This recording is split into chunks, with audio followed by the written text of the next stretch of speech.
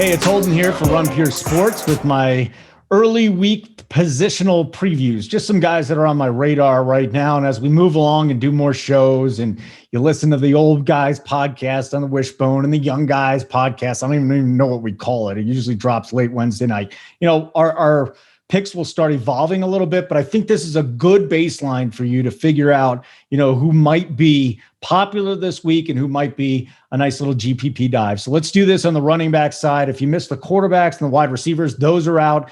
The tight end side is going to drop on Wednesday. And I also want to remind you, just do it now. Hit the like button so that people like this and then YouTube says you're nice. And follow me on Twitter at Holden Radio. So let's do this right now. Alvin Kamara, super chalk this week. The super duper chalk, and there's good reason why. I mean, he's 8K on DK. He's 8-8 on FanDuel. It's a game with a 54 total. Detroit's allowing 172 yards a game. What? On the ground. That's 30th. And Alvin Kamara, let me read to you what Alvin Kamara is. Among wide receivers, it's not running back, among wide receivers, he's second in receptions and fifth in yards. So not only are you getting a running back one, you're also getting a wide receiver one, kind of like the whole Christian McCaffrey thing. And he's healthy, and Detroit's already allowing 38 receiving yards a game. I can't wait till that prop comes out because I will probably be hammering the over if it's anywhere under 40. Kamara, chalk, lock it in.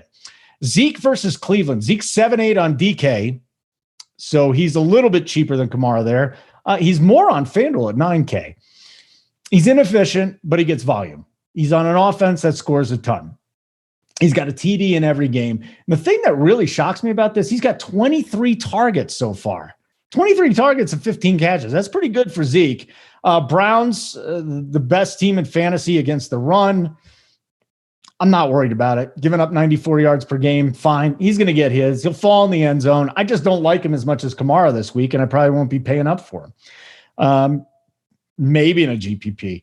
Dalvin Cook, if the Vikings play. So I'm not even going to bring it up right now. Who knows? Madison might cut into his time because he got banged up last week. Same with Derrick Henry. Same with James Conner. You know, are these guys going to play? We'll figure out later in the week, and then I'll start mixing them into the pool. My man, Austin Ekeler, he hit a prop last week. First time on the Run Pure Bets board, over 25.5 receiving yards. He got a 28-yard catch in the first and then just kept doubling down in live bets. All this guy does is catch passes and get yards after the catch. 23 touches last week, 11 catches, 83 yards. Oh, I just love that Justin Herbert's in there now. 20 and 23 touches the past 2 weeks. Tampa Bay is third against the run at 70 yards per game, but here is their problem. 8 catches, 70 yards per game.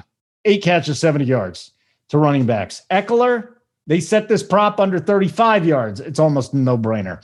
Let's get to the Cleveland backs against Dallas, Chubb and Hunt.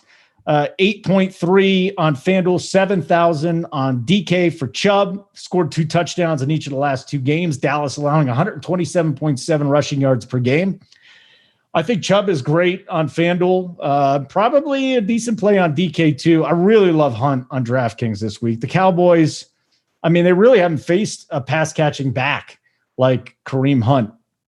13 touches per game for a backup. And that's great, especially with his efficiency. So I'm fine with him. I'm fine with both these guys this week. And at least one of them is going to be cash viable. If I just don't feel good paying up for Chubb on FanDuel at 8.3 when I have, Kamara for 500 more. That's probably where I'm leaning now. Now, Jonathan Taylor against Chicago. There was a couple guys on the internet this past week saying this is why Justin Taylor's overrated. He runs into the offensive line. He's not that fast. Listen, he's getting volume, okay? And let's also not forget he's only played 3 games so far. And he's on a team that loves to run, and he's with a quarterback that loves to check down to his running back. So you can crush him all you want. Maybe he's not the greatest talent in the world. Maybe he is a good talent. He's just in a great spot. And we don't care if he's good or not. We care that he gets points, that he gets touches, and that he gets touchdowns. He's 6'6" on DK. He's 7'5" on FanDuel. He's going to be in my cash pool. Don't get scared off by the 14 touches last game either. That was a blowout, an absolute blowout. I don't think it's going to be a blowout against Chicago this week. 28 touches week 2 against Minnesota. He'll get in the low 20s this week if it's not a blowout. Bears are the fourth worst team against the running back, 29.7 points in adjusted fantasy points against. And what that means is you take in the competition, you take in the points that the player has. It's a metric that my friend John Paulson from 4for4.com came up with, and it really does pay off. So the Bears not good against the run. James Robinson at Cincinnati, 6'5" on DK, 6'6" on FanDuel, 17 touches, 19 touches, 17 touches. He's getting consistent work. There's nobody in the backfield really battling him. I think Yeldon got a couple of touches, maybe one or two high-value touches last week, but I'm not worried about that. 3 touchdowns last 2 games, 10 targets, 9 catches last 2 games. They love him. They're going up against Cincinnati. This is a team you can exploit. James Robinson has to be in the mix. He has to be in the mix, especially on FanDuel at 6.6K. I mean, we got Jonathan Taylor, $900 more. James Robinson, he can get you 20 points on FanDuel. Why not? I like him. Clyde Edwards-Helaire against New England, 6.4K on DK, 6.5 on FanDuel. He's got a floor. The Pats are allowing 6 catches and 39 yards per game. So he can do a little damage out of the backfield, and we know he can catch the ball. He's got 14 targets in the last 2 games. He's got 25, 16, and 25 touches. He's touching the ball. Again, volume. He's talented. It's a hell of a pass catcher. You see the thing where they did – they give Helaire the ball. He throws it back to Mahomes. He goes out on a little wheel route. I just love this. It's such a brilliant offense. Great quarterback.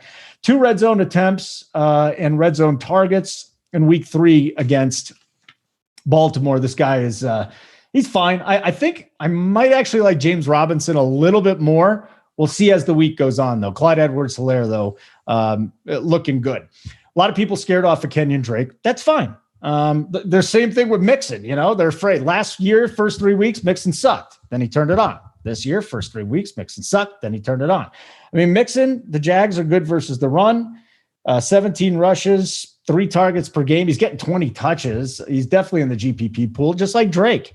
6K on DK, 7K on FanDuel. He gets Carolina. He's been disappointing so far. Here's his DraftKings points. Week 1, 14.5. Week 2, 11.5. Week 3, 8.9. Not getting the job done. But he's getting between 18 and 22 touches. He has the perfect matchup this week. Carolina allows 2.3 touchdowns per game to the running back position. Now, maybe Kyler takes one of those or 2 of those touchdowns. But, 10.6 reception per game that the Panthers are giving up. How is Mixon not involved? Now, the problem is that Gio Bernard might be involved too. I'm okay with Kenyon. I'm talking about Mixon with Gio Bernard. I think Drake is fine. He'll probably be in my GPP pool. He might be in my cash pool at the end of the week. Kind of reminds me of the Allen Robinson situation.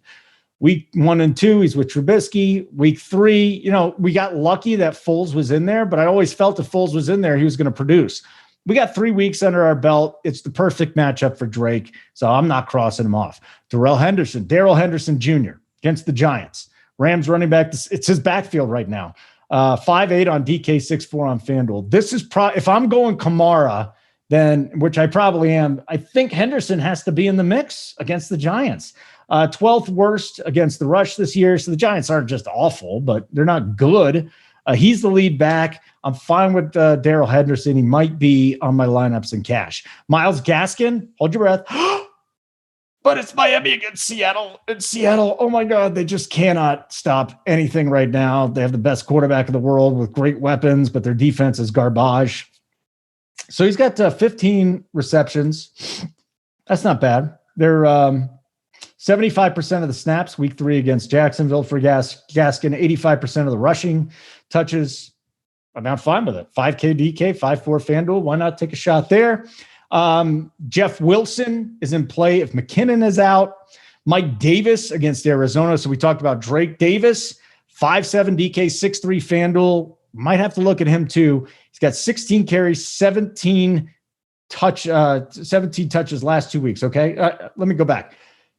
I put T down. It's not touches, it's targets. 17 targets, 16 catches the last 2 weeks. 3 red zone attempts, 4 red zone targets, 11th most fantasy points to running backs. That's what Arizona's done. So he's good, man. He's good. He is. You could target him in all formats this week.